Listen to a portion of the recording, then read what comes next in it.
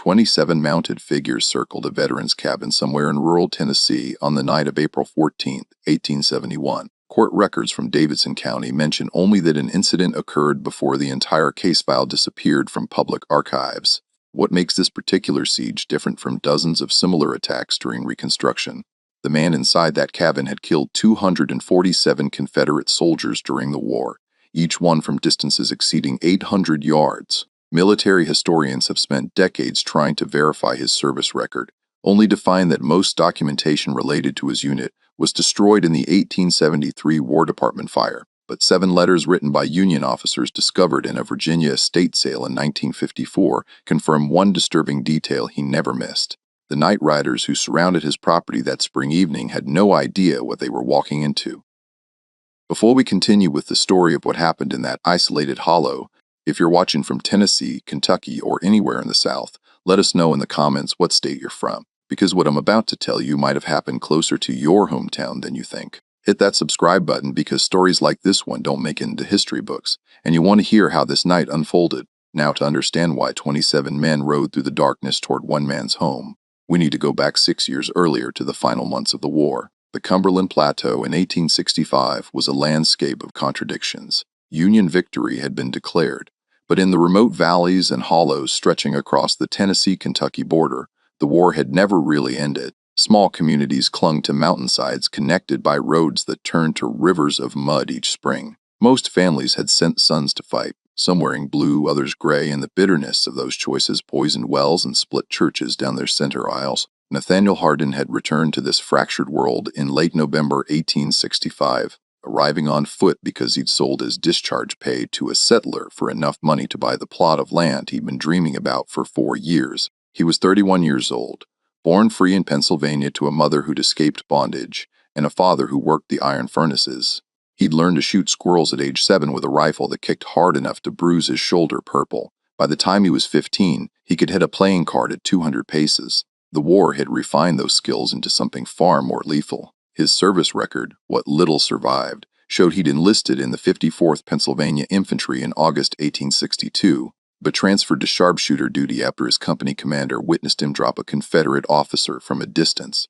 The other soldiers swore it was impossible. He'd spent 3 years in a unit that existed in official documents only as Special Detachment, Army of the Cumberland.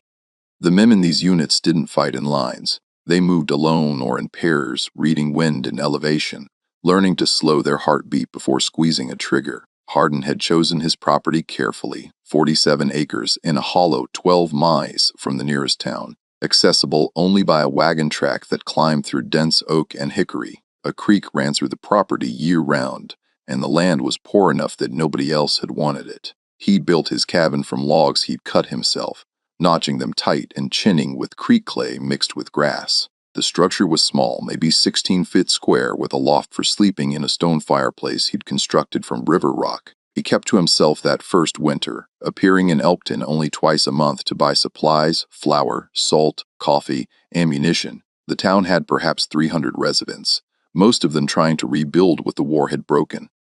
The bank had reopened.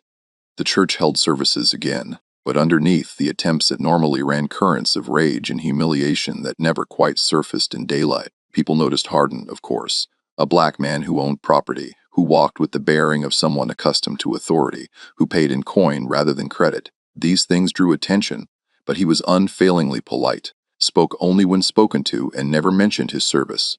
The merchants took his money. The conversation stopped when he entered rooms. By spring of 1866, he cleared 3 acres and planted corn. He built a chicken coop and bought 6 hens from a widow whose husband had died at Shiloh. He was building something that looked remarkably like a future. That's when people started asking questions. A former Confederate lieutenant named Josiah Ketchum had returned to Elkton around the same time as Harden. Ketchum had lost his left arm at Missionary Ridge and walked with a limp from a minier ball that had shattered his hip. He'd come home to find his family's farm sold for tax debt and his mother living with his sister's family in 2 rooms above the dry goods store. The bitterness had curdled into something darker than grief. Ketchum spent his evenings in the back room of Patterson's Tavern with 7 or 8 other veterans, men whose farms had been burned, whose brothers hadn't come home, whose entire world had been turned inside out. They drank whiskey that tasted like kerosene and talked in voices that got louder as the night wore on. There's a colored living up in Shepherd's Hollow. Someone mentioned one evening in early March 1866, built himself a whole cabin, got livestock. Where'd he get money for land? Another asked. Served with the Union, Ketchum said quietly. I asked around. Pennsylvania regiment, they say. Sharpshooter. The word hung in the tobacco smoke like an accusation. These men understood what sharpshooters did. They'd all seen bodies lying in positions that made no sense. Killed by shots that came from tree lines half a mile distant. They'd all felt that particular species of terror, knowing that somewhere out there someone was watching through a scope, choosing who would die next. How many you think he killed? Someone asked. Nobody answered, but the silence was its own kind of response. The first incident happened on a Saturday in mid-April 1866. Harden had walked to town for supplies, his rifle slung across his back the way he always carried it. Not threatening, just practical. A man living alone in hill country needed to hunt. He'd bought flour and coffee, some nails, a new rasp for his tools. He was loading his purchases into a canvas sack when 3 men approached him outside the general store. Ketchum was one of them. The other 2 were brothers named Vernon and Seal Terry, both of whom had served in the 20th Tennessee Infantry. Vernon still wore his Confederate shell jacket, the buttons replaced, but the gray wool unmistakable. Heard you were a soldier, Ketchum said. His tone was conversational, but there was something underneath it, like ice forming on a pond. Yes, sir, Harden replied, not quite meeting his eyes. A habit of survival that predated the war. Kill many of our boys. Harden adjusted the sack on his shoulder. I did what I was ordered to do. Bet you did. Vernon Tyree stepped closer. Bet you enjoyed it too. Sitting safe in a tree somewhere, shooting men who couldn't shoot back. I served my country same as you served yours, Harden said evenly. War's over now. That's where you're wrong, Ketchum said softly. War ain't over. Won't be over for a long time. Harden walked away without responding. He felt their eyes on his back for the entire length of Main Street. When he finally turned onto the wagon track leading to his hollow, his hands were shaking, and it wasn't from the weight of the supplies. 2 weeks later, someone shot his dog. The animal had been sleeping on the cabin porch when the bullet took it through the chest, a clean shot from distance. Harden buried the dog behind the cabin and said nothing to anyone, but he started sleeping with his rifle within arm's reach. In early May, he found his cornfield torn up, every seedling pulled from the ground and scattered. Boot prints in the soft earth showed at least 4 different men. He replanted, working through the night by moonlight, and built a scarecrow that he dressed in an old Union jacket. The scarecrow was burning when he came back from checking his traps the next morning. Someone had doused it in coal oil and set it ablaze. The jacket had burned completely, leaving only the wooden frame and a scorch mark on the ground that looked like a grave. That evening, Harden sat on his porch as darkness gathered in the hollow. The spring peepers were singing in the creek bottom, and somewhere an owl called out 3 times. He was cleaning his rifle, a .52 caliber Sharps with a scope he'd acquired during the war. Glass ground by a German optician in Cincinnati who'd understood what precision meant. The weapon could put a bullet through a man's heart at 1,000 yards if the wind was right. He heard them before he saw them, horses moving through the woods trying to be quiet but betraying themselves with the crack of branches and the jingle of bridles. Harden stood slowly, moving into the cabin doorway, but not inside. He counted the sounds, estimating numbers and positions the way he'd been trained. They emerged from the tree just as the last light died in the western sky, 27 riders, some carrying torches that threw wild shadows across the clearing. Most wore hoods, white fabric crudely sewn with eye holes that made them look less than human. But Harden recognized horses, saddles, the way certain men sat their mounts. Ketchum was there, his empty left sleeve pinned to his jacket. The Tyree brothers, others he'd seen in town. They formed a loose circle around the cabin, maybe 70 yards out, far enough to feel safe from a shotgun, close enough to make their point. Nathaniel Harden. Ketchum's voice carried across the clearing. You've been given warnings. You chose not to heed them. This land doesn't belong to you. This whole valley doesn't belong to your kind. Harden said nothing. He was calculating distances, reading wind from the way the torch flames bent, noting which riders had weapons visible and which kept their hands hidden. We're offering you one final chance, Ketchum continued. Leave tonight. Walk away from this property and nobody gets hurt. Stay and we'll burn you out. Those are your choices. One of the hooded riders raised a torch higher. Others began to dismount. That's when Harden spoke, his voice quiet but clear enough to carry. I count 27 of you. I'm curious how many of you are planning to make it home tonight. The movement toward the cabin stopped. You threatening us? Vernon Terry called out. You're alone, boy. We're 27 strong. I know exactly how many you are, Harden said. Question is whether you know what I am. He stepped forward slightly, letting them see the rifle in his hands, letting them remember what sharpshooters did during the war. First man who takes another step toward this cabin dies before his foot touches ground, Harden said, his voice still calm, almost conversational. Second man dies before the first one hits earth. I figure I can drop 8 of you before you scatter. Maybe 10 if you panic and bunch up. Those are military odds, gentlemen. How many of you want to be in that first 10? The silence that followed was broken only by the sound of horses shifting nervously, picking up on the tension their riders were feeling. You can't kill all of us, Ketchum said, but there was uncertainty in his voice now. Don't need to kill all of you, Harden replied. Just need to kill enough. And here's what you need to understand. I'll start with the leaders. That means you, Ketchum, you'll be first, then Vernon Terry, because you're the one who killed my dog. After that, I'll work my way through whoever looks most eager. By the time I'm on my 5th or 6th shot, the rest of you will be running so hard, you'll leave your horses behind. One of the torchbearers, Harden couldn't see who, let his torch drop to the ground and moved his horse backward out of the circle. He's bluffing, someone said, but the voice lacked conviction. You want to test that theory? Harden asked. Because I served 3 years in a unit that specialized in making men like you regret their choices. I've got enough ammunition in this cabin to hold off an army. I've got a crate for water and enough jerky to last a month. What I'm asking is, how long do you want to sit out there in the open while I pick you off one by one? The truth was more complicated than Harden made it sound. He had perhaps 40 rounds for the sharps, and once darkness fully settled, accurate shooting would become nearly impossible, even with a torchlight. But these men didn't know that. What they knew was the stories they'd heard about Union sharpshooters, about impossible shots and men who could kill from distances that defied belief. Another rider moved his horse backward, then another. This isn't over, Ketchum said, but he was already turning his mount. Didn't figure it was, Harden replied. But tonight is right out now and nobody dies. Stay, and at least 8 of you won't see morning. Your choice. The circle broke. Riders turned their horses and melted back into the darkness, the torches bobbing away through the trees like marsh lights. Within 5 minutes, the clearing was empty except for 3 abandoned torches guttering in the dirt. Harden stood in his doorway until the last sound of hoof-beats faded. Then he went inside, barred the door, and positioned himself at the window with a clear line of sight to the treen. He didn't sleep that night, or the next, or the one after that. The siege of April 14, 1871 didn't materialize from nowhere. The 5 years between Harden's first confrontation and that spring night had been a slow escalation, a war fought in shadows and whispers, in burned fields and dead livestock, in warnings left on fence posts and bullets fired from tree lines. But something had changed in those years. Something that made Harden's presence in the hollow not just annoying, but intolerable to certain men. He'd survived. More than that, he'd prospered. By 1867, Harden had expanded his cultivated land to 12 acres. He'd built a proper barn, shingled with cedar splits he'd made himself.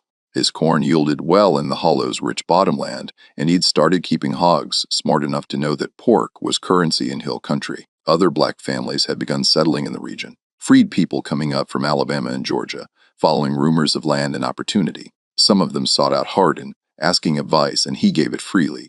In the fall of 1868, he did something that turned dislike into hatred. He registered to vote. The Reconstruction Acts had given black men suffrage, and Harden walked into Elkton on a bright October morning and put his name in the register. He voted for the Republican candidate for state legislature.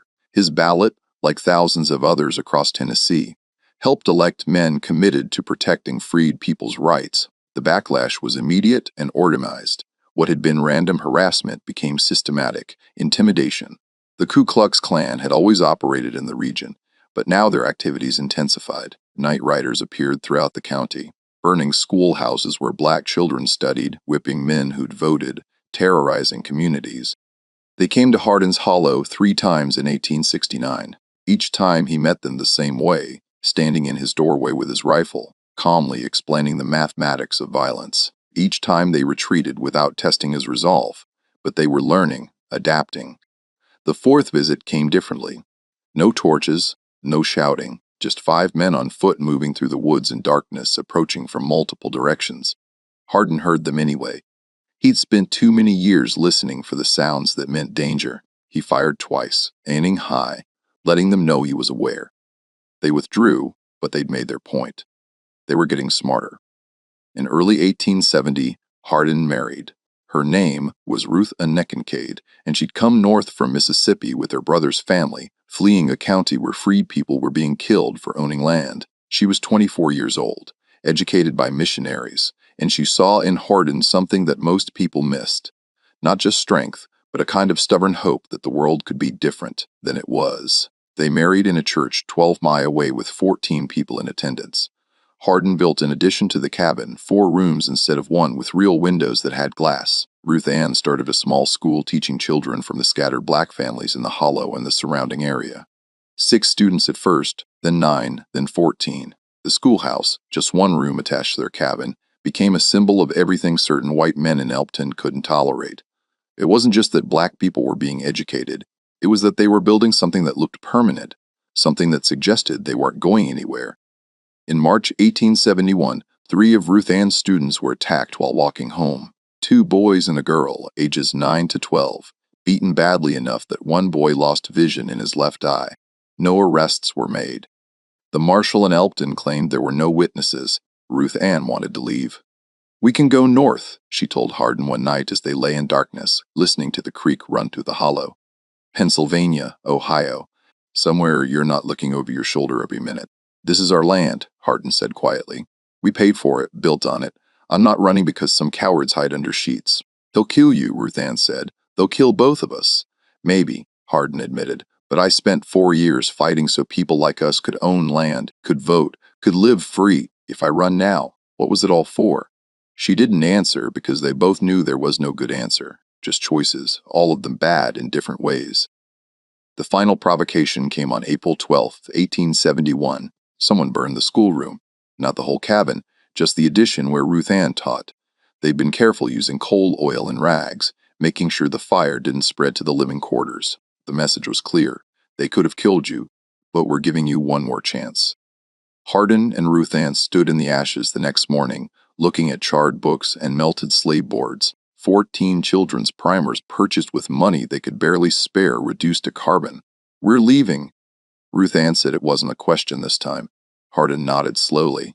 "After I teach them one last lesson." "What lesson?" "That some things have a price." That night, Ruth Ann went to stay with a family 8 miles away on the other side of the ridge. Harden told her he needed to pack to prepare for the journey north. But what he was really preparing for was something quite different. He spent 2 days readying his cabin.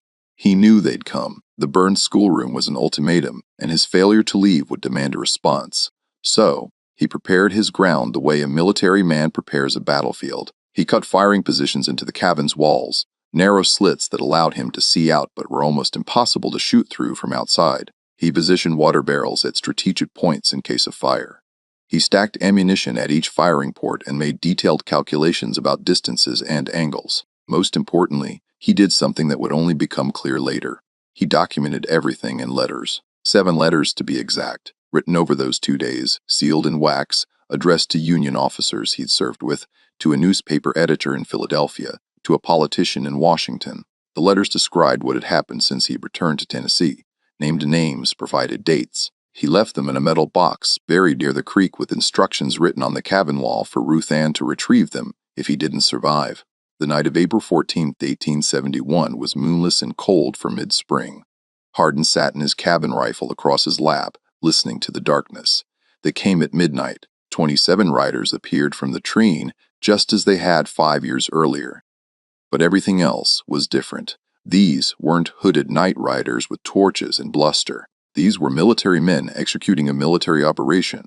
They dismounted a quarter-mile away, leaving their horses tied. They'd approach from 4 directions simultaneously, using terrain and darkness for cover. Half of them carried rifles.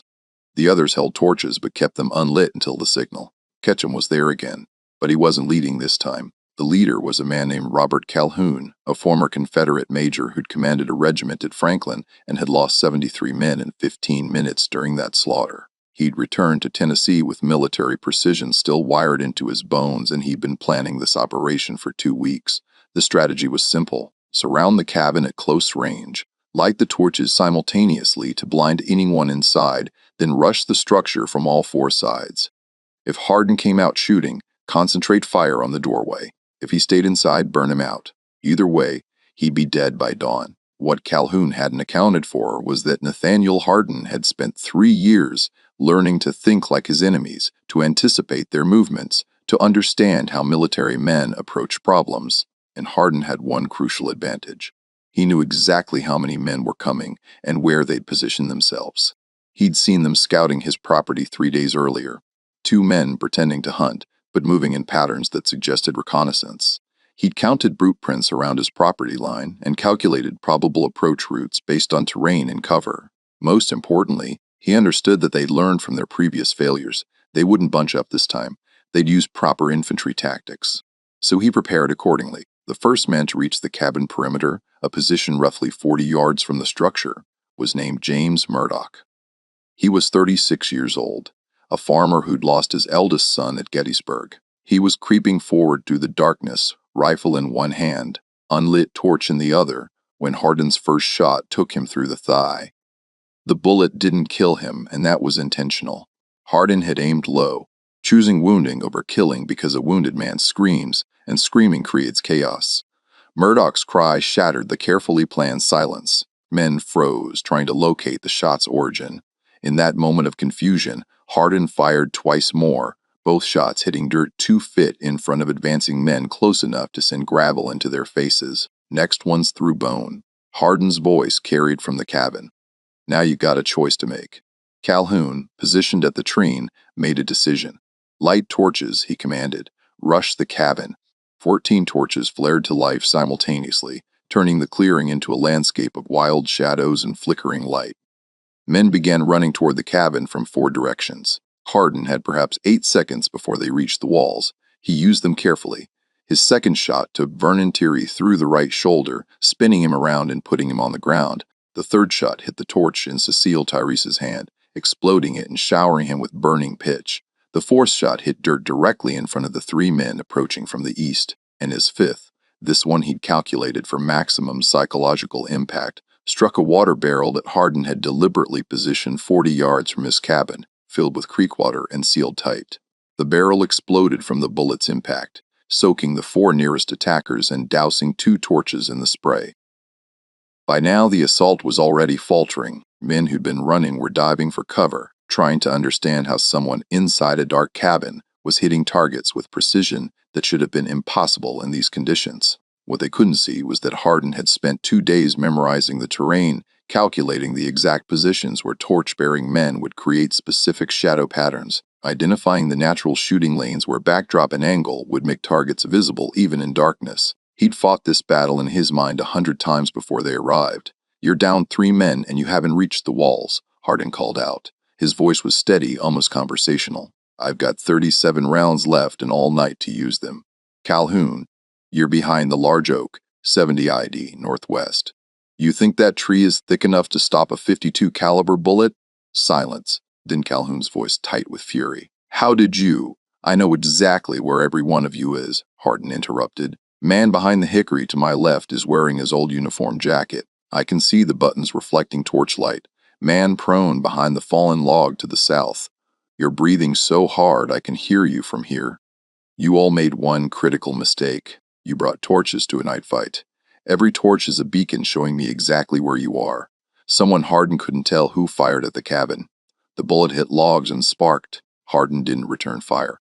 He was counting shots, tracking who was shooting, calculating ammunition expenditure. One of you just wasted a round on solid oak. Harden said, You've got maybe 30 more shots between all of you, assuming you brought full loads.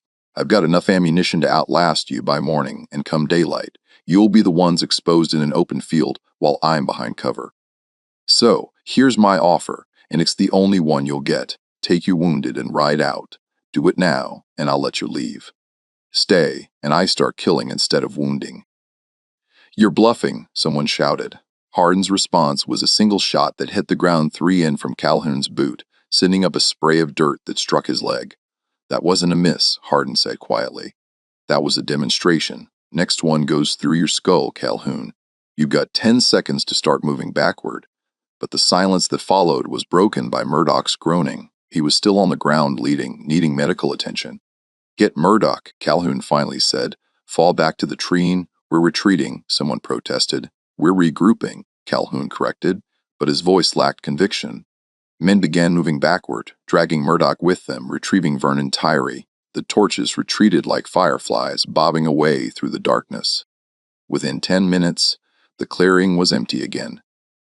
But this time was different. This time, they didn't leave. From his position inside the cabin, Harden could see the torches gathered at the tree inn, perhaps 100 yards distant. They were talking, arguing, probably trying to decide what to do next. He'd won the first engagement, but he understood military reality. He'd only delayed them. They couldn't leave now, not after being humiliated twice by a single man. Pride and rage would force them to try again, and next time they'd be smarter. Harden reloaded his rifle and checked his other weapons, 2 pistols and a shotgun, plus the ammunition he'd stacked at each firing port. He told them he had 37 rounds left. The truth was closer to 60, but he wanted them to think he was counting carefully, rationing shots. At the tree, Calhoun was indeed arguing with his men. Several wanted to leave to come back with more people to burn Harden out during daylight, but others, particularly the Thierry brothers' cousins, wanted blood now. Pride had been wounded, and wounded pride demands immediate satisfaction. He can't watch all 4 sides at once. Someone pointed out, "We rush him again, but this time some of us create a distraction while others get to the walls." "And who volunteers to be the distraction?" another voice asked. "The man's already proved he can hit targets in the dark. You want to be the one drawing his fire." While they argued, Harden was doing something they wouldn't expect. He was preparing to change tactics. He couldn't hold the cabin indefinitely against 27 determined men. Eventually, they'd overwhelm him or burn him out. He needed to make them believe the cost was too high, not just for tonight, but forever. He took one of the letters he'd written and placed it prominently on the table, weighted down with a stone. Then he did something that seemed like madness. He opened his cabin door.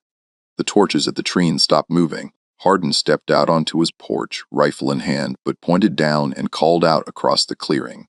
"Calhoun, you and I need to talk." Silence then. "Talk about what? About what happens when I die?" Harden said, "Because we both know that's what this is about. You're not leaving until one of us is dead. So, let's discuss the consequences." "What consequences?" "You'll be dead." "True," Harden acknowledged, "but so will at least 8 of you, probably more. And here's what you haven't considered. I've documented everything.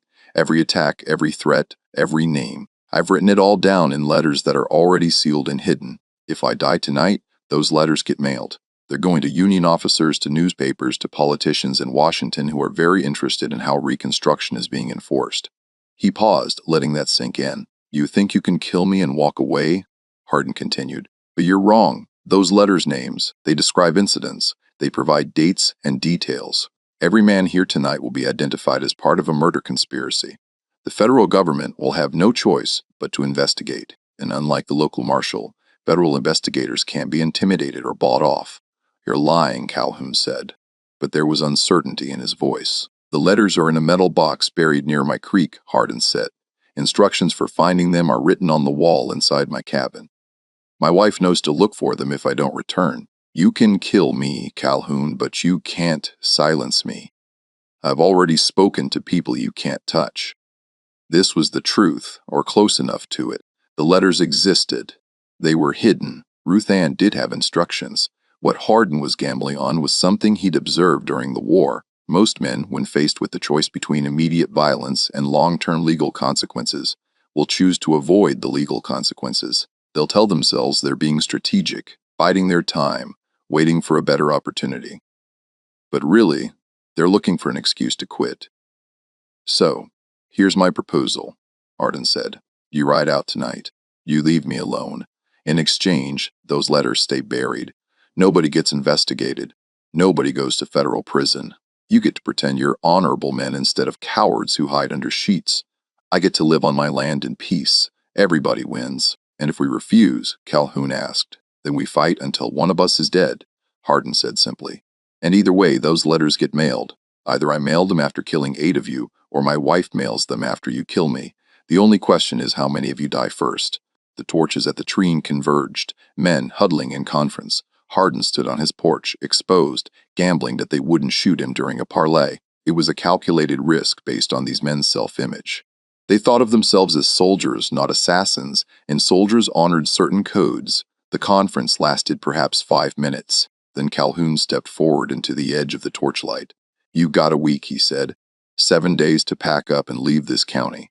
Take your letters, take your wife, go back north. Do that, and nobody bothers you. Stay, and we come back with 100 men. No talking. Next time we'll burn you out and deal with the consequences." Harden had expected this counteroffer. It was a compromise, a way for Calhoun to save face while still accomplishing the objective of removing Harden from the hollow. "No," Harden said. "What?" I said. "No, this is my land. I'm not leaving." "Then you're a fool." Calhoun said, "Maybe." Harden agreed. "But I'm a fool who's killed 247 men in combat. I'm a fool who's held off 27 of you twice now. I'm a fool who's prepared to die on my own property, rather than run from men who hide their faces in the dark. So, if that's foolishness, I'll wear it proudly." He raised his rifle slightly, not quite aiming, but making the threat clear. "This conversation is over," Harden said. "You've got 1 minute to start riding out. After that, I start shooting again, and this time, I won't be aiming to wound." For a long moment, nothing moved except the torch flames dancing in the night wind. Then, one by one, the torches began to retreat. Men mounted their horses in the distance. The sounds of hoofbeats faded slowly into the darkness. Harden stood on his porch until silence returned to the hollow. Then he went inside, barred the door, and finally allowed himself to shake. They came back 4 nights later, and this time they didn't announce themselves with torches. Harden woke to the smell of smoke. Not coal, oil, and pine. Something else. Something that made his eyes water immediately. He rolled out of his bed, already coughing, and saw gray vapor seeping through the gaps in his walls. They'd surrounded the cabin in complete darkness and built small fires upwind, feeding them with wet leaves and green wood to create maximum smoke with minimum light. The plan was simple: smoke him out without giving him targets to shoot at. When he emerged, coughing and blind, they'd be waiting. It was a sound tactic, the kind of thing military men would devise after learning from previous failures. Harden had perhaps 2 minutes before the smoke made the cabin uninhabitable. He grabbed his rifle and moved to the door, but he didn't open it. Instead, he dropped to the floor where the air was slightly clearer and began to think. They expected him to panic, to burst out, coughing and desperate. But panic was how men died, and Harden had long ago learned to control that particular fear. He crawled to the fireplace and began to work quickly, clearing the ashes and exposing the dirt floor beneath. The cabin had been built on a slight rise, and the chimney's foundation went down perhaps 2 feet. He dug it himself and knew that if he could create an air channel, he could buy time. Using his hands and a knife, he clawed at the dirt, creating a small pit that filled slowly with air pulled down the chimney by convection. It wasn't much, just enough to take a few clear breaths, but it was enough to think. The smoke continued to thicken. His eyes were streaming now, and each breath burned. He had maybe 3 minutes before he'd lose consciousness. Outside, they'd be waiting in a perimeter, rifles ready, confident that he'd have to emerge soon. Through the walls, he could hear them now, low voices coordinating positions, the creak of leather as men shifted their weight, the metallic click of hammers being cocked. They were close, perhaps 30 yards out, forming a killing circle around every possible exit. Harden pressed his face to the pit he dug, taking shallow breaths of clearer air, and forced himself to assess the situation methodically. The smoke was entering from the north side, which meant the fires were positioned there. They'd need at least 4 men tending those fires, keeping them fed with wet material. That left 23 in the perimeter, probably distributed evenly around the cabin. Standard military doctrine would place riflemen at the cardinal points with support positions filling the gaps. His mind mapped it out. 6 men at north, south, east, and west positions, maybe 5 more scattered between, all of them watching the door and windows, waiting for him to stumble out, gasping for air. But there was another option, one that would cost him everything he built, but might save his life. Harden crawled to the wall facing the creek and began to work on the logs. During construction, He deliberately left one section slightly loose. Not enough to be obvious, but enough that with the right pressure, 3 lobs could be pushed outward. He'd done this because he'd learned during the war that any defensive position needed an escape route. The smoke was a living thing now, a gray monster that filled the cabin from ceiling to floor. He could no longer see his own hands. His lungs screamed for air with each breath, and he knew he was running out of time. He braced his back against the opposite wall and pushed with his legs, feeling the log shift. Once, twice. On the third push, they moved outward with a crack that seemed impossibly loud in the suffocating darkness. What was that? Someone outside, voice sharp with alertness. Cabin settling from the heat. Another voice responded, "He's got to come out soon." Harden pushed again and the gap widened. Smoke poured through the opening, which would help. It would obscure any movement, make it harder for them to see clearly. He grabbed his rifle, realized it was slick with condensation from the smoke, and made a quick decision. The Sharps was his best weapon, but it needed dry powder and a clear sight line, neither of which he'd have in the next few minutes. He left it and grabbed one of his pistols instead, checking by touch that the powder was still dry. The weapon held 6 shots. Against 27 men, it was nearly useless, but 6 shots could create chaos, and chaos could create opportunity. He squeezed through the gap, pushing himself into the wet grass outside. The smoke followed him out, a gray cloud that spread across the slope leading down to the creek. He dropped flat and began to crawl, moving inch by inch down the incline. Behind him he heard someone shout, "He's coming out," but they were watching the door. Several rifles discharged, the muzzle flashes bright in the darkness, bullets slamming into the cabin's front wall. Men were yelling now, calling to each other, trying to coordinate their fire. "Hold your shots." Calhoun's voice cut through the chaos. "Wait until you see him." Harden reached the creek bank and slid into the water, which was perhaps 3 feet deep and cold enough to shock the breath from his lungs. The current was gentle but steady. He let it carry him downstream, keeping only his nose and eyes above water, using overhanging brush for cover. The sounds of confusion continued behind him. Someone had noticed the gap in the wall and was shouting about it. Torches were being lit now. He could see the glow reflecting off the water. They were searching the perimeter, trying to understand how their quarry had escaped. Harden let the current take him perhaps 200 wide downstream before pulling himself out behind a massive fallen sycamore. He was soaked, shivering violently, his lungs still burning from the smoke. But he was alive and free of the killing circle they prepared. From this distance he could see his cabin clearly. The smoke fires had done their work too well. The dry oak logs had caught, and now flames were climbing the walls. The structure he'd built with his own hands, every log cut and notched and fitted with precision, was being consumed. 27 men stood around the fire, some still holding rifles, others lowering them as they realized their target had escaped. Harden could see Calhoun pointing, directing men to search the creek, the woods, anywhere he might have fled.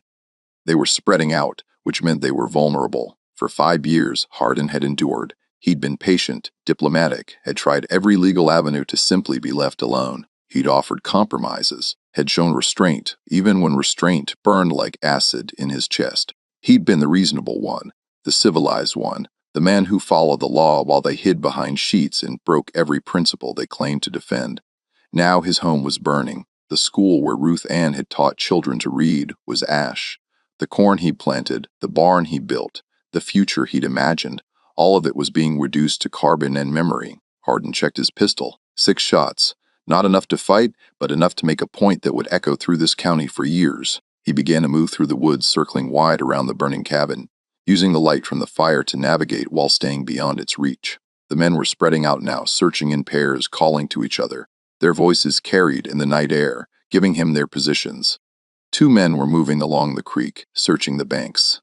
Harden crouched behind a limestone outcrop and watched them pass within 15 feet, their torch illuminating the water where he'd hidden minutes before. They moved on and he continued his circle. His target was Calhoun, not to kill.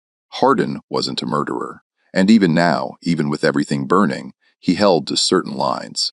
But Calhoun needed to understand that this victory was hollow, that driving hard and out came with a cost that would last longer than one night's triumph. He found his position on a small rise overlooking the clearing. The cabin was fully engulfed now, flames reaching 30 feet into the air, sparks spiraling up into the darkness like malevolent stars. The heat was so intense he could feel it from 100 yards away. Calhoun stood near the front of the cabin, directing the search, occasionally shouting orders. He'd removed his hood. Most of them had confidence now that their work was nearly done. In the firelight, Harding could see his face clearly, satisfied, vindicated, already composing the story he'd tell. Harding raised his pistol, steadied it against a tree, and aimed carefully, not at Calhoun's head or chest, at his hat, a broad-brimmed felt hat that sat squarely on his head. The shot echoed across the hollow like a thunderclap. Calhoun's hat flew off his head, the bullet passing so close that he actually felt the wind of its passage. He dropped to the ground shouting, and chaos erupted again. Men dove for cover, rifles swinging toward the tree, torches being doused. In the confusion, Hardin fired twice more, both shots hitting dirt 5 feet in front of the nearest men close enough to spray them with debris. Calhoun! Hardin's voice carried across the clearing, amplified by rage and smoked, damaged vocal cords. You wanted to know if I could hit a target at night. Now you know. That was 3 shots, and I missed every one of them on purpose. The next man who moves gets a bullet through his spine. Complete silence. Even the crackling of the burning cabin seemed to quiet. You've won, Hardin continued, his voice echoing off the ridge walls. I'm leaving. You'll never see me in this county again. But I want you to understand something. All of you. You didn't drive me out because you were stronger or braver or better. You drove me out because there were 27 of you and 1 of me. That's not courage. That's arithmetic. He paused, watching them frozen in the firelight. I'm taking my wife and we're going north, Hardin said. But before I go, I want you to know that I've documented everything, every attack, every threat, every name. Those documents are already in the mail, heading to federal authorities who have jurisdiction over this kind of conspiracy. Some of you are going to prison, not all of you. I'm sure you'll sell out your friends to save yourselves, but enough of you will face consequences that the rest of you will spend years looking over your shoulders. Calhoun had found his voice. You're bluffing. Am I? Hardin's laugh was harsh, damaged by smoke. Your name's first on the list, Robert, right above Vernon Tyree and James Murdoch and every other man who participated in these attacks. You think I didn't recognize your horses, your voices? You think I didn't memorize every detail the way I was trained to memorize targets? He fired his 4th shot, this one taking a branch off a tree directly above where 5 men were crouching. The branch crashed down among them, causing more scrambling. I've got 2 shots left, Hardin called out. I could use them to kill 2 of you. Maybe I should. Maybe the world would be better off with 2 fewer cowards in it. But I'm not going to, because unlike you, I'm not a murderer. I only kill when the law says it's legal, like during a war or in defense of my property. The burning cabin collapsed with a roar, sending up a column of sparks that lit the entire hollow. In that moment of distraction, Hardin moved, slipping away from his position, circling back toward the path that would take him to Ruth Ann. Go home, he shouted one final time. Tell yourselves you won. Celebrate your victory over 1 man and his wife. But know this. Every time you hear a branch crack in the woods, every time you see movement in your peripheral vision, you'll wonder if it's me. You'll wonder if I came back. You'll spend the rest of your lives wondering if the next shot will be the one that isn't a warning. He disappeared into the darkness, leaving them standing around the burning ruins, rifles pointing at shadows, fear eating at the certainty of their triumph. Hardin reached the Kincaid farm at dawn, moving through woods he'd memorized during his time in the hollow. Ruth Ann was awake already. She'd seen the glow on the horizon and knew what it meant. She met him at the edge of the property, took one look at his soot, blackened face, and smoked, damaged eyes, and understood that the life they tried to build was over. They didn't speak about it. There was nothing to say that the burning cabin hadn't already articulated. Instead, they gathered what little it could carry and began walking north. But before they left, Hardin dug up the metal box he'd buried near his creek. The letters inside were intact, sealed with wax, addressed to 7 different recipients. He carried that box for 12 mi to the nearest town, large enough to have a proper post office, not Elkton, where the postmaster was cousin to half the men who'd burned his home, but a larger settlement across the county line. He mailed all 7 letters on April 20th, 1871. The postal clerk, a thin man with wire-rimmed spectacles, glanced at the addresses. Union Army headquarters in Washington, the offices of 3 Republican congressmen, a newspaper editor in Philadelphia, and 2 federal marshals, and asked no questions. These going somewhere important, he asked, more out of professional curiosity than suspicion. Yes, Hardin replied. they're going to make some people very unhappy. The investigation that followed was one of 17 launched across the South in 1871 under the Enforcement Act's legislation specifically designed to combat the Ku Klux Klan and similar organizations. But unlike most of these investigations, which founded on local resistance and lack of evidence, the Tennessee case had something unique, a documented timeline created by a trained military observer, corroborated by physical evidence, and witnessed by enough people that the conspiracy couldn't be denied. The first arrests came in June 1871. Federal marshals, accompanied by Army troops, arrived in Elton with warrants for 14 men. They'd expected resistance, possibly violence, but found instead a town that had already begun to fracture under the weight of fear. The men Harden had warned about, the ones who think selling out their friends might save them, had already started talking. Within a week, 3 participants had provided detailed testimony in exchange for reduced charges. Their statements confirmed everything in Harden's letters, dates, locations, participants, conversations. The federal prosecutor found himself with more evidence than he dared hope for. The trials began in September 1871 in federal court in Nashville, far enough from Elkton that local intimidation couldn't corrupt the jury pool. The proceedings lasted 6 weeks and revealed not just the attacks on Harden, but a broader pattern of terror affecting the entire region. Black families driven from their homes, voters whipped for casting Republican ballots, teachers beaten for educating black children. The Harden case became the centerpiece of a prosecution that exposed systematic violence. Robert Calhoun received 7 years in federal prison for conspiracy to commit murder.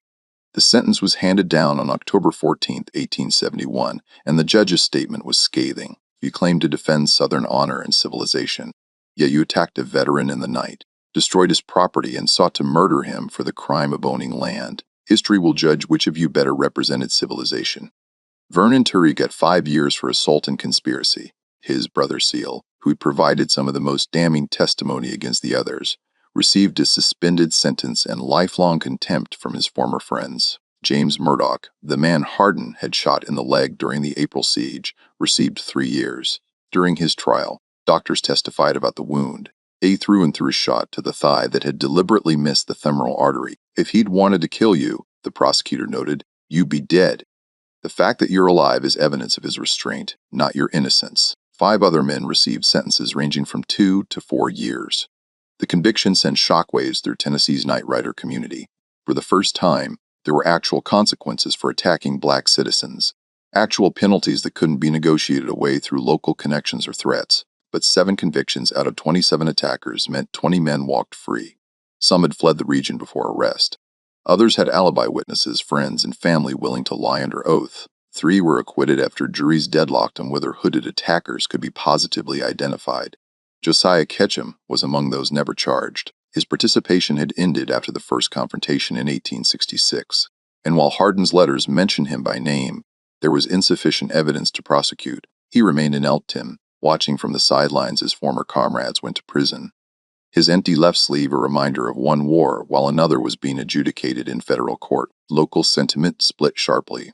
Some families felt the prosecutions were justified. Violence was violence regardless of the target. Others saw the convictions as Northern oppression, more evidence that Reconstruction was punishing the South for losing the war. Churches split over the issue. Businesses that served both camps found themselves navigating impossible social terrain. The property in Shepherd's Hollow remained abandoned. A few people suggested it should be sold to pay Harden's legal fees, though he'd never requested such compensation.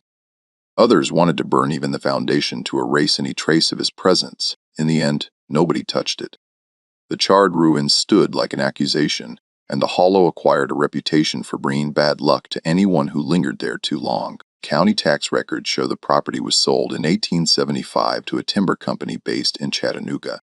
The company logged the hollow over 2 months in 1876, removing every tree larger than 8 in diameter. They left behind stumps and erosion and a creek that ran muddy for years afterward. When the timber played out, they abandoned the land and had it eventually reverted to the state for unpaid taxes. Meanwhile, Nathaniel and Ruth Ann Harden had settled in Philadelphia, choosing a city large enough that one black veteran could disappear into the population. The city's black community in 1871 numbered perhaps 20,000, including many veterans and their families. Here, at least, Harden wasn't exceptional for having fought in the war. Nearly every black man his age had served in some capacity. He found work as a carpenter, and his skills, precision joinery, careful measurements, and attention to detail that bordered on obsessive made him valuable. Within a year, he was working for a furniture maker who supplied wealthy households across the city. The pieces he built were noted for their tight fits and clean lines, each joint cut with the same patience he'd once applied to calculating wind drift and bullet drop. Ruth Ann resumed teaching, this time in a proper school with a building and books and other teachers. She had 14 students the first year, 23 the second. Some were children of veterans like herself and Nathaniel. Others were recently arrived from the South, families following rumors of better opportunities in northern cities. They rented rooms in a boarding house on South Street, close enough to the Schuylkill River that Nathaniel could hear water moving at night. It wasn't the same as the creek in Tennessee. This was broader, muddier, carrying the industrial waste of a growing city. But there was comfort in the sound. Water flowing, time passing, life continuing despite everything. They didn't talk much about Tennessee. The memories were too fresh, too painful, too entangled with rage that had nowhere useful to go. But sometimes late at night, Ruth Ann would wake to find Nathaniel standing by the window looking out at the Philadelphia streets, and she knew he was seeing something else. A hollow in Tennessee, a cabin he'd built with his own hands, a future that had been burned to ash. "Do you regret it?" she asked him once in 1873, 2 years after they'd fled north, fighting instead of leaving. Nathaniel was quiet for a long time. "I regret that it was necessary," he finally said. "I regret that my service in the war wasn't enough to earn me the right to live peacefully. I regret that those men valued their pride more than they valued justice or law or basic human decency. But do you regret fighting?" "No," he said simply. "Some things are worth defending, even if you lose them in the end. That land was mine. I paid for it fairly, built on it honestly. If I'd run the first time they threatened me, I'd have spent the rest of my life wondering if I was a coward. At least now I know I fought for what was mine." "And the men who went to prison," Ruth Ann asked, "do you feel justice was served?" 7 out of 27. Nathaniel said, "That's not justice, that's arithmetic, but it's more than most black men get when white men attack them. I suppose I should be grateful for that much." The bitterness in his voice was something new, or perhaps just something he'd finally allowed her to hear.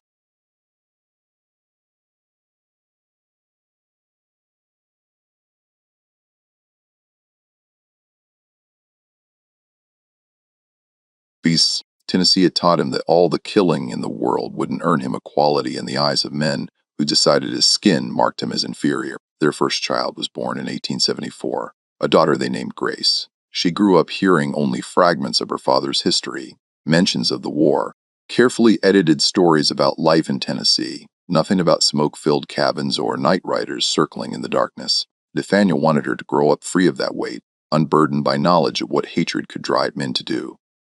2 more children followed, born in 1877 and 1880. The family moved to a proper house in 1879, a narrow 3-story building in South Philadelphia with a small yard where Ruth Ann could grow vegetables. Nathaniel built furniture for each room, beds and tables and chairs, each piece solid enough to last generations. He never touched a rifle again. Friends occasionally invited him hunting, knowing his reputation from the war, but he always declined. Whatever relationship he'd had with firearms had died in that Tennessee hollow, burned along with everything else. In 1883, a letter arrived from Tennessee. It was from a lawyer in Nashville writing to inform Harden that Josiah Ketchum had died of pneumonia at age 49. The lawyer's letter was brief and businesslike. Ketchum had left instructions in his will that certain items should be returned to Harden if he could be located. The items arrived 3 weeks later in a wooden crate. Inside was Harden's Sharps rifle, the one he'd left in the cabin when he fled. Someone had apparently pulled it from the ruins, cleaned it, oiled it, stored it carefully. Along with it was a letter in Ketchum's handwriting written shortly before his death. The letter was short. "Mr. Parston Ketchum, Harden, I did not participate in the final attacks on your property. Though I know you have no particular reason to believe that, I did not stop them either, which makes me complicit in a different way. I have spent the last 12 years thinking about that night, about the choices made, about the price of pride and rage. I cannot undo what was done. I cannot restore what you lost. But I wanted you to have this weapon returned because it represents something about you that I should have recognized sooner. Your right to defend yourself, to own property, to live as a free man in a country you fought for.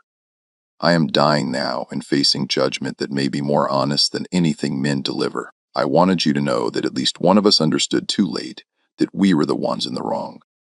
Josiah Ketchum Harden read the letter 3 times, then showed it to Ruth Ann. They sat together in their Philadelphia parlor, examining the rifle that had once been the line between survival and death. It was still in excellent condition, though Ketchum's care couldn't erase the water damage from that night in the creek or the memories embedded in every carefully machined part. "What will you do with it?" Ruth Ann asked. "I don't know," Harden admitted. "Sell it maybe, or keep it as a reminder of what? That even enemies can have moments of clarity. That hate isn't permanent in every heart. That some men at least can recognize their mistakes before it's too late." The rifle went into their attic wrapped in oilcloth stored in a trunk with his discharge papers and the newspapers from the trials. It remained there for the rest of Harden's life, untouched but preserved. A piece of history that his children would discover only after his death. Harden himself lived until 1904, dying at age 70 from complications of pneumonia. The smoke damage to his lungs from that night in April 1871 had never fully healed, and his breathing had been compromised for 33 years. Ruth Ann outlived him by 19 years, remaining active in Philadelphia's black community, teaching until she was 68 years old. In her final interview given to a black newspaper in Philadelphia in 1922, she was asked about the Tennessee years. By then, enough time had passed that she could speak about it with some distance, though certain details still brought tears to her eyes. "People asked if my husband was bitter," she said. "If he spent his life angry about what was taken from us, the truth is more complicated. He was angry, yes, but he was also proud. Proud that he'd fought back when fighting seemed hopeless. Proud that he'd made them afraid, even if only for a little while. Proud that some of them went to prison for what they did." She paused, gathering her thoughts. "What happened in that hollow wasn't about one man or one piece of land," she continued. "It was about whether this country would honor its promises to the people who'd fought for it, whether service and sacrifice meant anything, or whether skin color would always matter more. My husband proved that at least one black veteran wouldn't be driven off without a fight. That mattered to him. It should matter to all of us." The interviewer asked if she'd ever return to Tennessee. "Never," Ruth Ann said firmly. "There was nothing left to return to. The land was logged and abandoned. The cabin was ash. The people who'd helped us were scattered or dead. Tennessee took our future from us. Why would I go back to the grave of something I'd loved?" But then her expression softened slightly. "Though I heard," she added, "that the hollow where we lived acquired a reputation. People said it was haunted by the ghost of a black soldier who'd refused to run. They said you could hear rifle shots on spring nights and see smoke where no fires burned. Nonsense, of course. Superstition.